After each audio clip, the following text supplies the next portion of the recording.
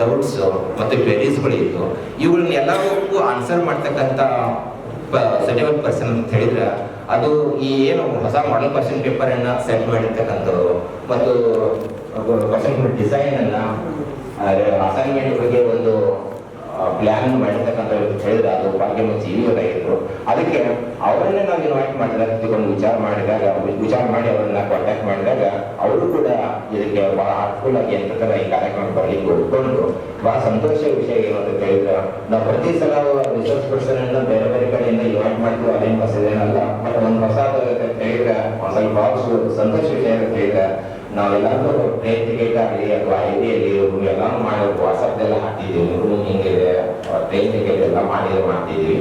Madam ಅವರು ಕೂಡ ಯಾವ ಟಿಕೆಟ್ ಮಾಡೋಣ ಅಂತ ಕೇಳಿದಾಗ ಬೇಡ ಸರ್, ನೀವು ಟ್ರೈನ್ ಟಿಕೆಟ್ ಮಾಡೋದು ಬೇಡ ಮತ್ತು ಅದೇನು ಬುಕ್ ಮಾಡೋದು ಕೂಡ ಬೇಡ.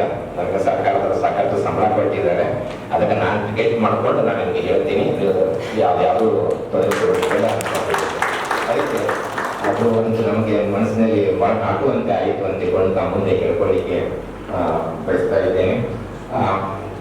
ಹಾಗೆ ನಾವೊಂದು ಯಾವುದೇ ಇಂಥ ಒಂದು ಕಾರ್ಯಕ್ರಮ ಮಾಡಿದಾಗ ಬೇರೆ ಬೇರೆ ಡಿಸ್ಟಿಕ್ನ ಫೋರಮ್ದವರು ಕೂಡ ಈಗ ಪ್ರೋಗ್ರಾಮ್ ಬಂದು ನಾವು ಪ್ರೋಗ್ರಾಮ್ಗೆ ಒಂದು ವ್ಯಾಂಜನನ್ನ ಕೊಡ್ತಾ ಇದ್ದಾರೆ. ಈ ಸಲ ಏನಂತಾರೆ ಇನ್ನೂ ಹೆಚ್ಚಿನ ಪ್ರಮಾಣದಲ್ಲಿ ಬೇರೆ ಕಡೆಯಿಂದ ಲೆಕ್ಚರ್ಸ್ ಬಂದಾಗ ಹೇಳಿಕೆ ಬಹಳಷ್ಟು ಸಂತೋಷ ಅನಿಸ್ತದೆ.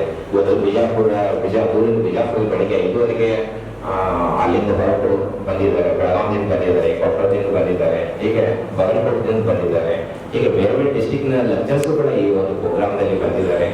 ಅದಕ್ಕೆ ಅವರೆಲ್ಲರಿಗೂ ಕೂಡ ನಮ್ಮ ಒಂದು ಇಂಗ್ಲಿಷ್ ಫೋರಮ್ನ ಪರವಾಗಿ ಸ್ವಾಗತ ಮತ್ತು ಧನ್ಯವಾದಗಳನ್ನು ತಿಳಿಸ್ತಾರೆ.